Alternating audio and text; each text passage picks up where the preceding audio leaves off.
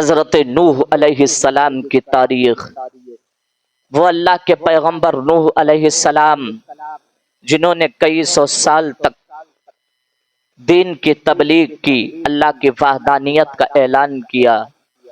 وہ نوح علیہ السلام ایک دن وہ بیٹھے ہوئے مجلس میں،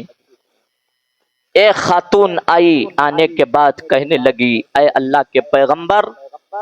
اے نوح علیہ السلام،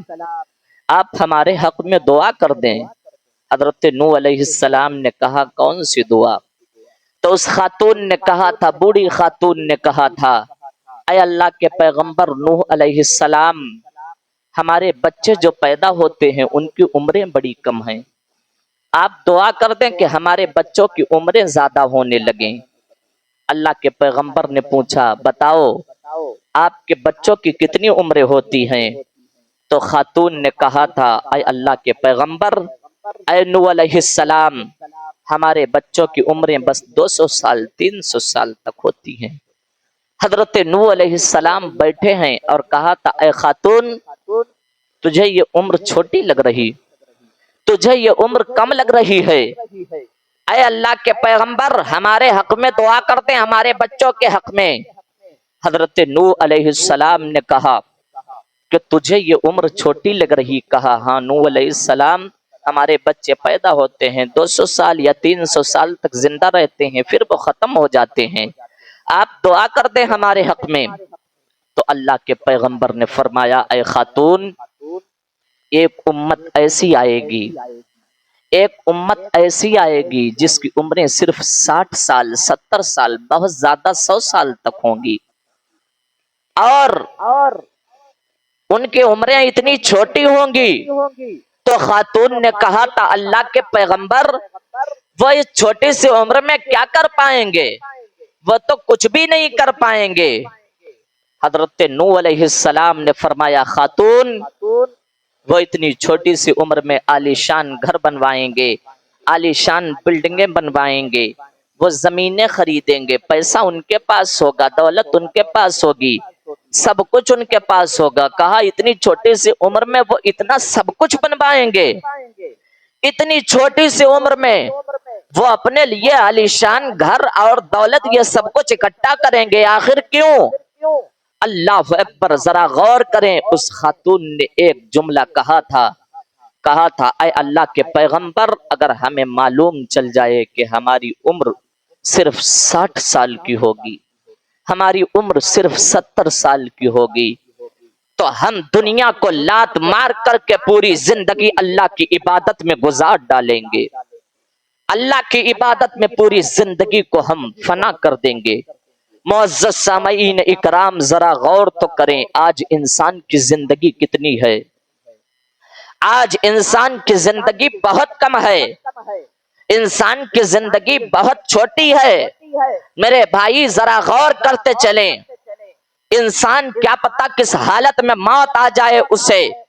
کیا آپ نے نہیں دیکھا بہت سارے ایسے جنازے جو گھر سے گئے تھے، دولہا بن کے گئے تھے،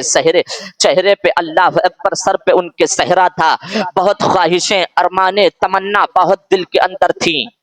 لیکن جب گئے تھے تو صحرا میں گئے تھے، جب واپس آ رہے تو سفید کفن میں لپٹ کر کے واپس آ رہے۔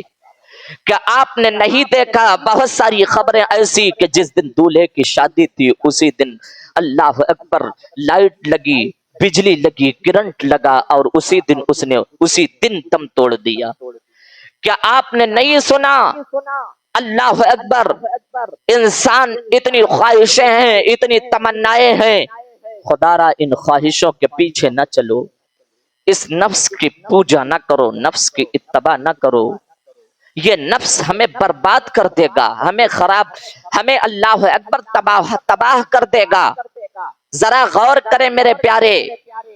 آج انسان اپنی زندگی بنانے کے لیے، اپنی دنیا کو بہتر بنانے کے لیے اپنی آخرت کو تباہ کر رہا ہے، اپنی آخرت کو برباد کر رہا ہے، اپنی آخرت کو اس نے ختم کر دیا۔ میرے بھائی ذرا غور کریں، اس خاتون نے کہا تھا، اللہ کے پیغمبر، اگر ہمیں معلوم چل جائے ہماری اتنی چھوٹی عمر ہوگی تو پوری زندگی اللہ کی عبادت میں ہم گزار ڈالیں گے، آج انسان کو معلوم ہے کہ ہماری عمر،